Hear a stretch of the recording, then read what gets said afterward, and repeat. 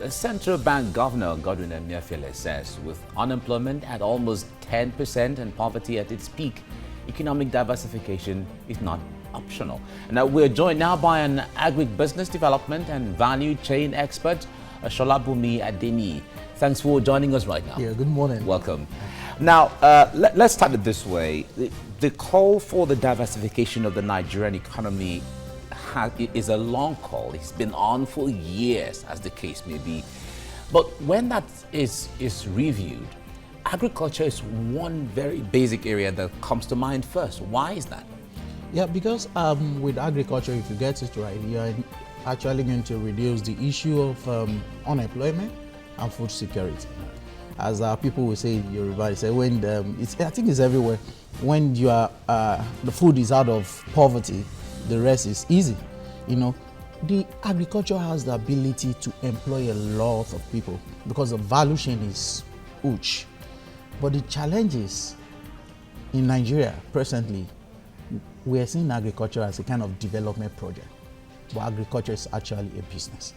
And the president actually said that agriculture is in a summer forum that took place in South, and he mentioned that agriculture is a business. Good thing that the president just echoed what you said now. But my question really is, based on the Nigerian budget for 2016, 77 million naira is what is earmarked for the agriculture sector. Billion. Billion, I beg your 40 pardon. billion. Yeah. Earmarked for that, and according to the Maputo Declaration of 2003, which Nigeria is a part of, you're expected to have 10% of your budget meant for agriculture. Is that what we're having today? Let's give it to the president. This is a man that promised to do something and is working around it. This is the first time that agriculture is coming on top 7. It's even top 4 now. Agri, education, health. It has never got to top 7 before. So when you are talking about 10%, that is not cut out for Nigeria yet. Can you imagine? The 40 billion that was earmarked, do you know what happened? Almost 9 was cut off. Unfortunately, 368 new agri project was inserted into that budget. They cut off 9, they inserted 368, worth 12 billion. So at the end of the day, if you look at it, some set of the government is trying to push it, some set of the government is pushing it down. That is one of the problems we have, inconsistent policy. So for now, we are going to make do with what we have. But the thing is, how are we going to implement this? We should move, I will keep saying that, we should move from the normal way of just spending money without moving ahead. Agric is business and it's practical. It's not about you saying, we are not funding our research center. The only one you will hear in this country is IIT, and because it's international. Now you're talking about agriculture. You want to diversify into agriculture. Are we really empowered? Are you building people capacity? We're still thinking like you don't even know what you are putting in. You know, you just go ahead, you plant your maize, you plant your rice. You can't do the output-input thing because people don't do cost analysis, they don't do business plan, they don't do feasibility study. They really don't understand the business of agriculture. We need to go to that level in this country. We don't have any business importing food. Why? We have large arable land. Why are we importing food? So we need to start building capacity. We should stop from agri here, just shouting. We need to take action. And this is the right time for us to take the action. Okay, now we know that Nigeria had agriculture has been the mainstay of the Nigerian economy before. We had cocoa, and we left it and moved to the juicy. I remember days of the granite pyramids in Kano and oil palm in the east and cocoa, granite cotton and so on. All that's fizzled away. Now, what factors are there to consider before bringing back all of those and even maybe much more when we talk about diversification? It's just like you're building a structure. The foundation has to be right. The moment the foundation has a problem, the house will collapse. What is the foundation? We need to go back to the drawing table, have sustainable policy that can push agriculture to the next level in Nigeria. It's not about you saying A today and you are saying B tomorrow. You know, investors are even afraid. They are afraid of coming into this country. They're afraid of investing in the sector. Government cannot do it alone. it requires huge amount of money, expertise, and experience. Now, what do we need to do? We'll go back to the drawing board. What are those things that we spend money on, bringing into this country? One of these is rice. And presently the government is working on it. We need to, you can grow rice everywhere. It's so easy. I have rice in my compound, in my training center. I have rice, and I did it during dry season. When people come and they see the offered rice, we're like, wow, so this is how rice look like. We need to start, let's demystify everything around rice. The major thing down here in the West is bird. Solution should be out for it so that we can produce this in large quantity. Another thing is the poultry, especially the meat aspect. What are those things that we need to put in place so that the moment we kick off the issue, just 20% of the rice market will put this country back on a right terrain. What does it cost to have a rice farm, for instance, up to some acres of land and produce, say, 10 bags in a month? What does it cost to have now, that? My sister, it's so simple. Can you imagine? It's just for 4 months. What you need is you need a well-drained land, and you need to do the land clearing first. And another issue now is, you can imagine that we are still using cutlass and hoe in this generation. And anytime you talk about mechanization, the first thing that people will talk about is, topsoil. Topsoil. People are afraid, my topsoil. You need to understand that agric has actually moved from that level. Now, how do you have a rice farm? You do your land clearing. Just for example, an acre of land. What you have to do is, maybe you purchase this land, you've done your papers and everything, you do your land clearing. After land clearing, you do your land preparation. By plowing, you harrow the land and you treat the soil. The next thing is for you to get a seed, which is the rice grain. You understand? We have hybrid now, we have different ones. You get them, and the thing is just plant.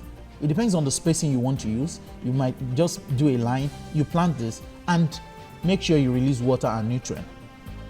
For us that do organic, I don't advocate synthetic fertilizer. Poultry waste and some other animal waste can go into this farm. So on the average, what would be the estimate of the cost? The whole thing on the average, minus land, you won't even spend up to 100,000. Wow. You won't spend up to 100,000. And presently, a 50 kg of offered rice is 40,000 naira. And on this 1 acre of farm, you're expecting almost around 10, all things being equal, if the birds didn't attack, minimum 10 to 12 bags. So when you do the arithmetic, 100 is bringing out almost 600. Within the space of 4 months. 4 months. 4 months, 4 or 5 months, depending on the variety you are planting. Now, don't forget, you still have to do your labor and some other things in between. But it's actually, agriculture is actually a good business not to look at. Okay, now we'll come back to this. Obviously, Nigeria's overdependence on just one commodity has triggered a clamor for diversification of the economy. Now, in fact, analysis have said that dependence is up to between 90 to 98%. Let's take a look at some of this. Certainly, let's put things in perspective. Now, we talked about between 90 and 98%. Let's take a look at what I think. All right. Now, talking about diversification, dependence on oil is now taking a negative toll on the country's economy, especially now that it has triggered a fall in oil production, a drop in the demand for oil, dwindling reserves, and a fall in the price of oil. Now, when oil prices collapse across the world, the Nigerian government, just like others, ran out of money and could not complete projects embarked on. Now, hence the need for diversification, certainly. Now, moving ahead now, some oil-rich countries in Middle East like Bahrain, Qatar, Oman, Kuwait, just like Nigeria, the same composition as the case may be, have now saved 2/3 of their oil reserves and revenues and spend the rest to diversify their economies away from oil. Now let's look at other examples in here. Now, the diversification for many years, for instance, Dubai, the second largest of the 7 UAE countries, has been aggressively expanding into non-petroleum sectors and is going into tourism, is going into media and communications, service operations generally, and they're already attracting foreign investors. Now, moving on, we have Oman is another country and is presently overhauling its financial institutions and privatizing more of its economy using the proceeds from oil generally. And if we move in there, Saudi Arabia is another one. It has over the years opened up trade and investment opportunities expected to be worth more than $600 billion during the next for a few years. Let's look at another example.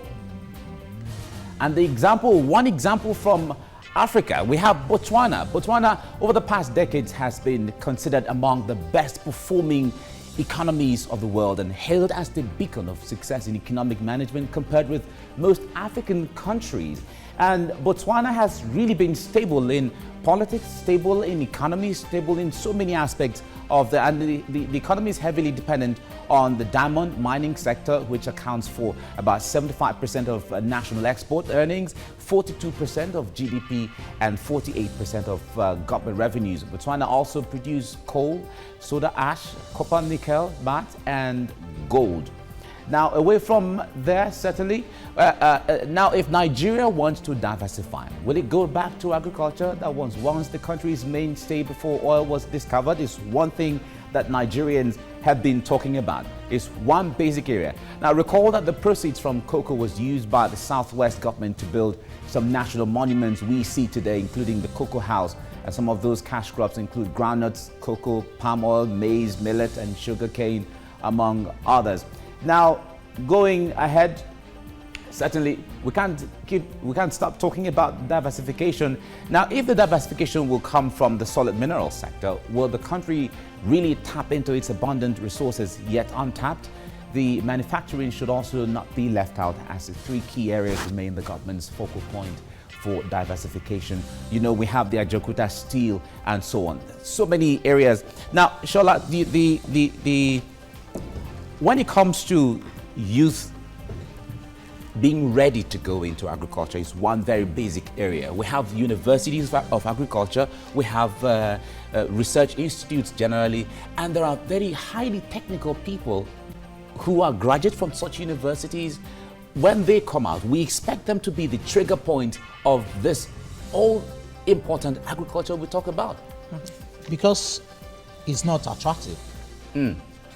But you just mentioned that there's so much to gain, there's so much to make, so much money to make from agriculture. You see, one thing about youth is we tend to like things that are flashy. Agriculture is not flashy. It can be flashy. That's what we are. That's what we are projecting now. Okay. We have different groups now. I belong to the Great Nigeria Forum.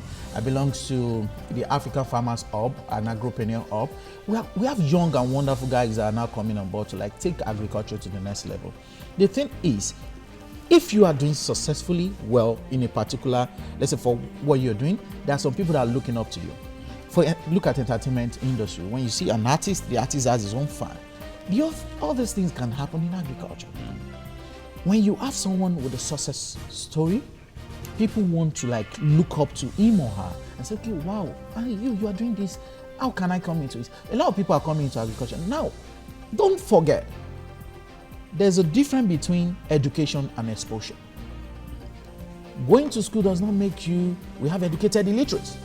So because I did a particular course does not give me the whole thing. I'm going to understand some things about it, but when it comes to practical, did they teach me that in school?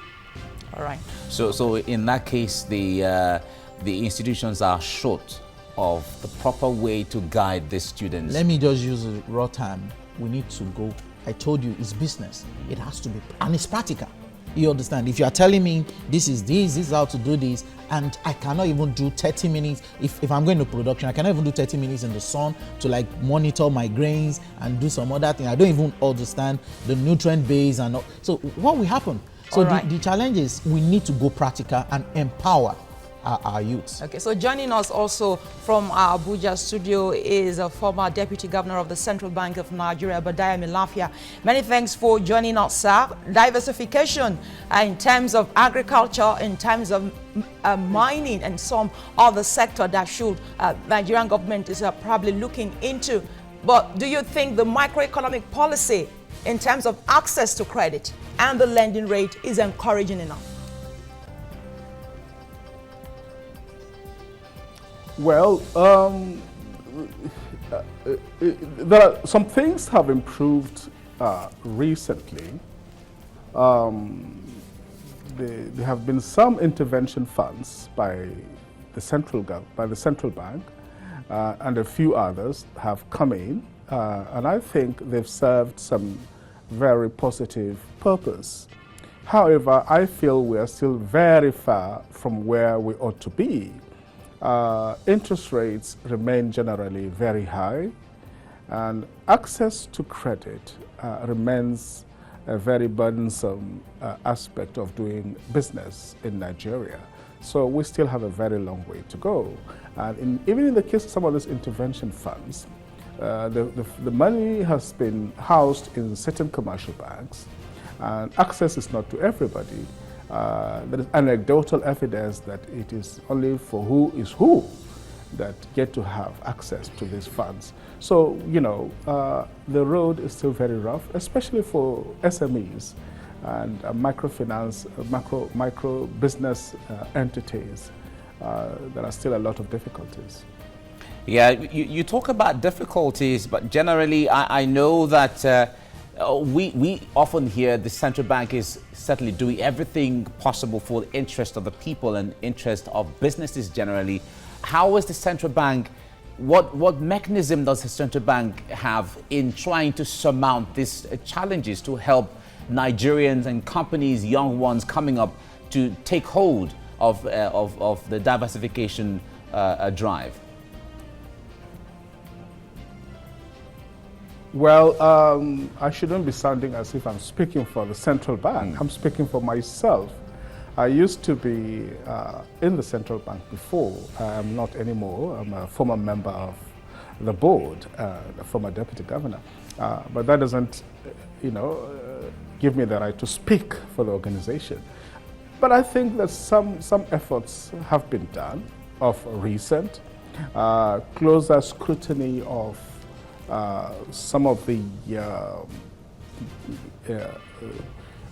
intervention funds, and of course the decision to ban a series of products which of imports which didn't meet well with certain of our international trading partners and the international development agencies. But we did it in the national interest, and it has had a positive impact, and I welcome that development.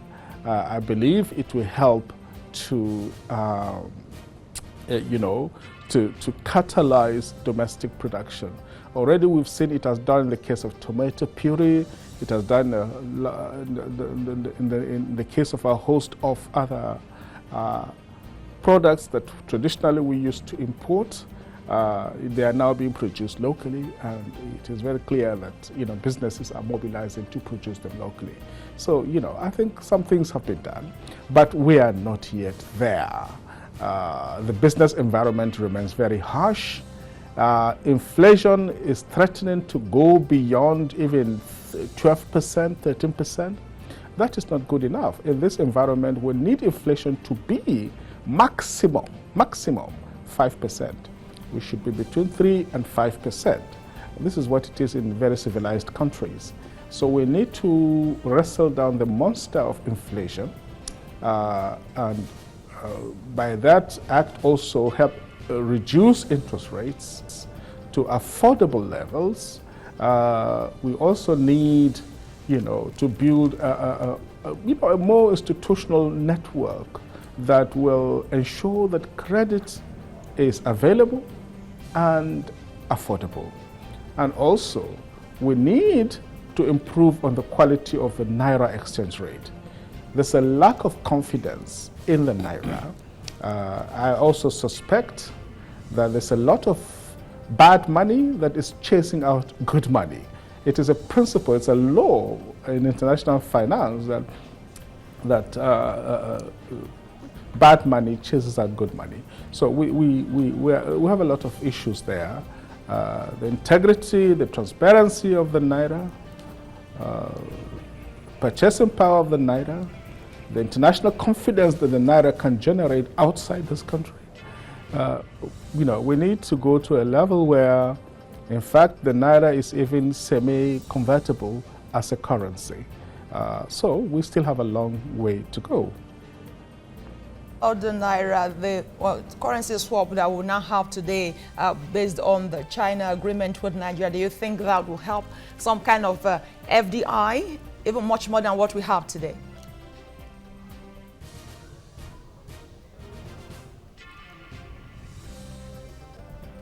All right, seem to have lost well, since we lost signal from Abuja, but certainly we have that back on, and then we continue. Now Sola, let me come to you on this. Now, when we talk about agriculture, there is always the talk about comparative advantage, always going to where you have comparative advantage. Now, apart from rice that you mentioned earlier on, what are the other areas of comparative advantage that Nigeria has that can capitalize on? Well, I think we're involved in almost everything, both crops and livestock. You know, we can and we have the capacity to flow around all of this. Now, why? The population. 2, the buying power.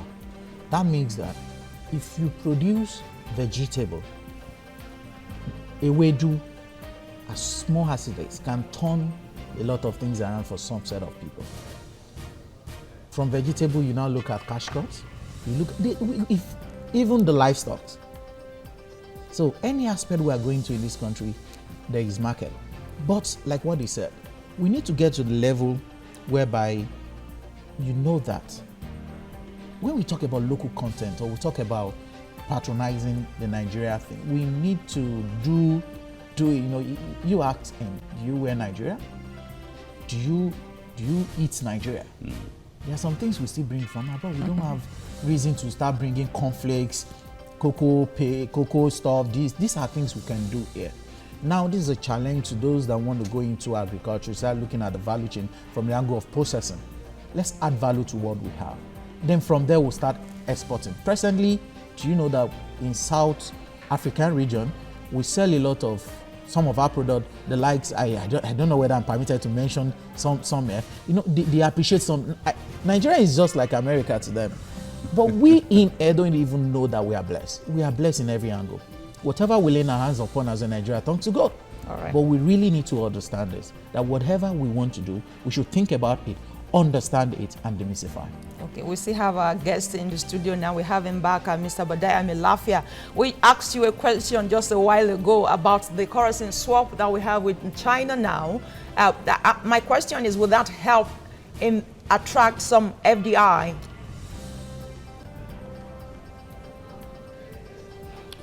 Well, there is no doubt that it will help if the deal is packaged in the right way. It should not just be a means of facilitating trade to dump cheap, valueless products on the Nigerian market. That will not be good enough. But if the deal is done in such a way that we are able to use it to import machine tools and capital goods from China for investment in Nigeria and for the development of the Nigerian economy, then definitely it can serve some very positive and useful purpose in terms of attracting FDI. But I wanted to say one or two things also about diversification, which has been on the table this morning. There are two things. You know, oil has been our dominant, export product for over 40 years. With oil, you don't need to do any other thing. In fact, you don't need businesses because most of our oil, 80% is offshore. They put up the rigs on the sea, dig it, we don't even see it. They export it. Even ourselves ended up importing the refined.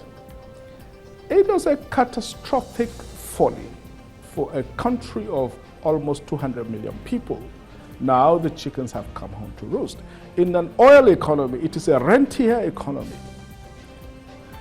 When you are beginning to talk about diversification, you need infrastructures, you need power, electricity, because the foundation of diversification is actually not the big businesses, it is the SMEs. It is the rural industries, it is the urban-based artisanal industries, And without electricity, forget it. Without infrastructures, forget it.